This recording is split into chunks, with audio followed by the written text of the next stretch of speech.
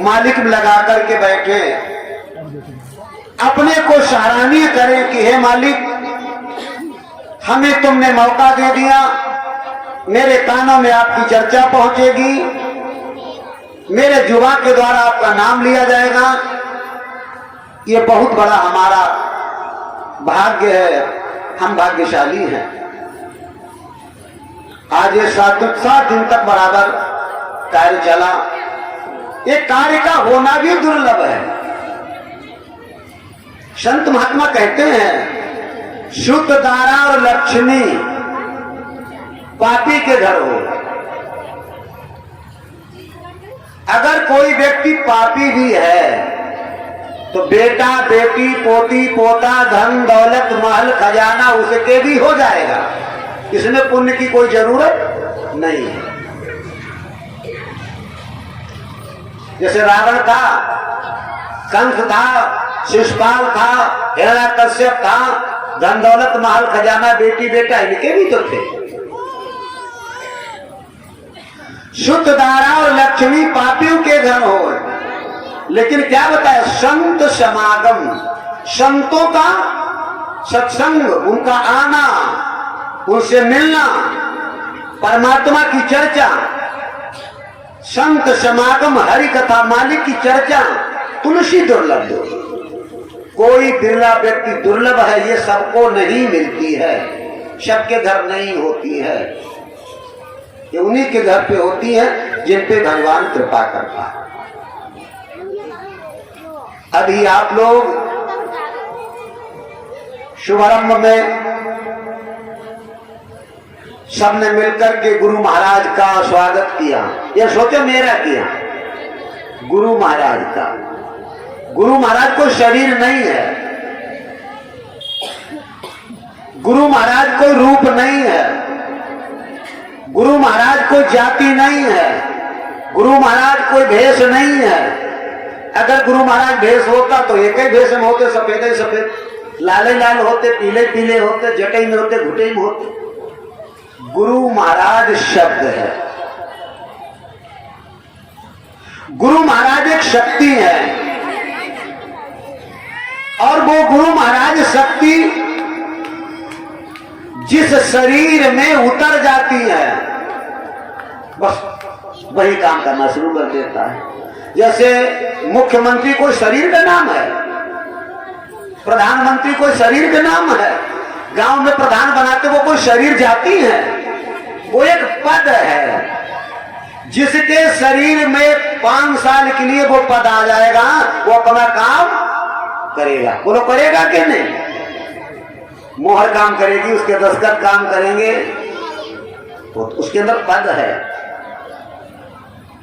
अगर वो पद न रह जाए फिर उसकी मोहर लगवाओ, काम करेगा? ऐसे गुरु महाराज एक साधना भक्ति गुरुमुख नाम लेकर भजन करके गुरु महाराज के द्वारा मिला हुआ पद है, और वो पद काम करता है। अब आप सोचते होंगे कि गुरु महाराज को शरीर होगा, तो ये भूल है। गुरु शक्ति है, गुरु एक बहुत बड़ा पावर है, वो प्राप्त होता है जिस शरीर को मिल जाए, बस वहीं से काम चालू हो जाता है। आपने श्री गुरु महाराज का वंदन स्वागत देखा, बताया तो गया है कि अगर हम करोड़ों जगह सर नवाएं,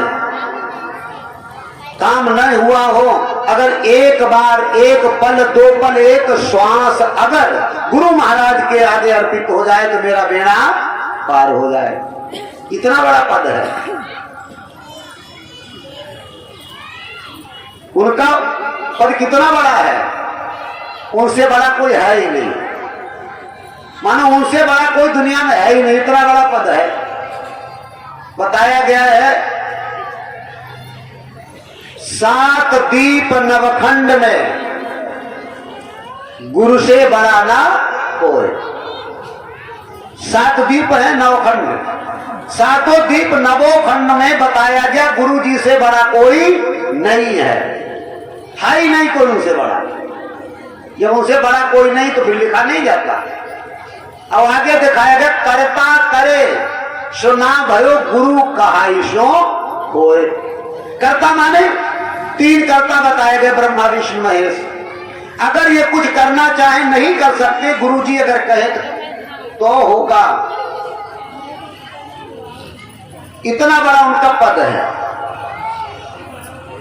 इसीलिए जब तक हम आप गुरु महाराज को और गुरु महाराज शब्द को, गुरु महाराज की महिमा को, गुरु महाराज की शक्ति को पूर्ण रूप से समझ नहीं पाएंगे, तब तक लाभ भी उठा नहीं सकते। बस समझने की है, समझ में आ जाए। लेकिन हम मानव प्राणी इतना अपने अंदर से मन बुद्धि चित्त से बिगड़ जाते हैं कि हम समझ पाते ही नहीं हैं। तभी तो हमको संत महात्मा गुरुजनों के पास जाना पड़ता है। हमसे तुमसे तो जानवर समझदार हैं, ज्यादातर मनुष्य ही समझाए जा रहे हैं। कहीं वहां प्रवचन लगा, कहीं वहां सत्संग हो रहा, कहीं इतने हजार की भीड़ के इतने जानवर थोड़े समझाए जा रहे हैं। इसके मतलब बिगड़े हम मनुष्य ही हैं। समझाने की इनको ही जरूरत है।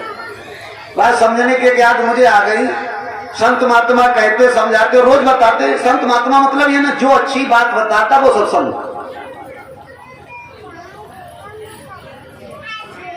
समझ में बात आने की और समझने को है क्या, गलत कर्म ना करो, अच्छा भोजन करो, जीवों पे दया करो, जीवों को न सताओ, किसी को परेशान मत करो, और अच्छे रहो, अच्छे चलो, अच्छे बोलो, और भगवान का भजन करो। और इससे ज्यादा और कोई बात है क्या? इसके अलावा कुछ है? बात खत्म हो गई। इतना ही करना है। अब इतना ही नहीं कर पाते हैं, बस इतना ही नहीं हो पाता है। हम ज्ञानी बन जाएंगे, गाने वाले बहुत बढ़िया बन जाएंगे, बोलने वाले बहुत बढ़िया बन जाएंगे, बातें बहुत बढ़िया कर लेंगे, लेकिन इतना ही नहीं कर पाएंगे जितना बताया। अब अगर हम बोलने वाले न बन पाए, गाने वाले न बन पाए, समाज में ज्यादा मेरा वैभव न बन पाए, अगर हम इतना कर ले कि अच्छे बोलने वाले, अच्छे चलने वाले, अच्छा खाने वाले, अच्छा मतलब शुद्ध जो तुम्हारा भोजन है, और भगवान का भजन करने वाले बन जाए, बात खत्म हो गई। बताया कि इतना जाएगा। जब हमारा तुम्हारा प्राण निकलेगा तो आखिर में इतना ही तो काम आएगा। बस लोग चर्चा करेंगे, भाई बढ़िया इंसान थे, किसी को सताते नहीं थे, किसी गाली नहीं देते थे, किसी कोई परेशानी नहीं करते थे, अब बड़ा प्रेम से बोलते थे, ये कहेंगे। इसके अलावा और क्या कहेंगे? जो तुमने किया उसे कहेंगे। इसीलिए संत महात्माओं ने बताया, अरे प्राणी जो तूने इकट्ठा किया है उसे हम मना नहीं करते हैं, मत इकट्ठा करया कर, लेकिन मैं तुझे ये बताया देता हूं, अरब खरब लव संपदा उदय तक राज्य, और तुलसी अंतिम समय में ना कछुई है ताज।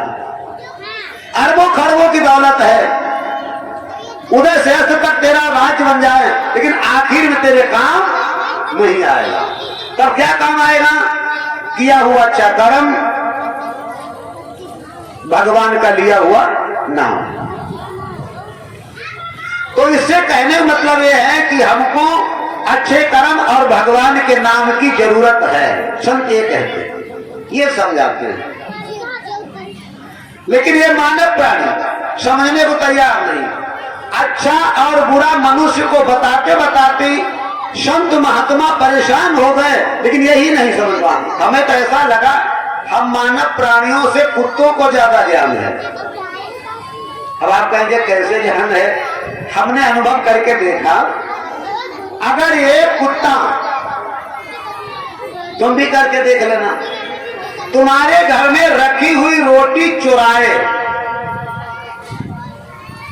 तुम्हारे घर में रखी हुई रोटी चुराए तो चुरा के ले जाएगा, एक घर दो घर या पिछवाड़े एकांत में जाकर खाएगा, उसे मालूम या चुराई हुई है, इसे एकांत में छुपा खाएगा। ऐसा करता है कि वही खाने लगता है। कुत्ता कभी चुराई हुई रोटी को जहां पे चुराई वही नहीं खाता, उसे उठा करके ले जाता है, उसे मन में चोरी का है। और अगर वही कोई आदमी कौर डाले तो उसे उठा के नहीं ले जाता, वही खाता, उसे मालूम है ये हमारी शान और इज्जत का है, मुझे दिया हुए चोरी कर नहीं है, इतना ज्ञान रखता है। बोलो ऐसा होता है भाई कि नहीं होता है? तो हमसे तुमसे होशियार है, उसको ज्ञान है ये इज्जत की कौन है, ये दिया हुआ है, ये चोरी का नहीं है, इसे सीना तान के पूछ हिला के यही खा लो इसके सामने। अब उसी घर में रखी हुई रोटी वो जब चुराता है तो लेके भाजता फिर एकांत में खाता है, उसको पता है ये चोरी की है, इसे छिपा के खाओ। तो मनुष्य से ज्यादा कोई होशियार हुआ कि नहीं हुआ?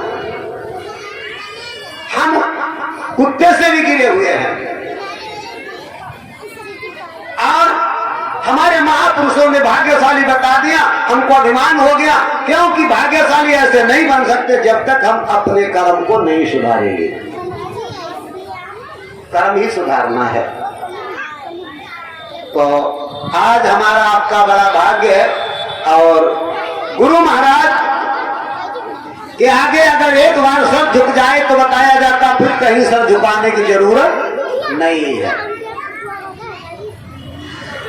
इसलिए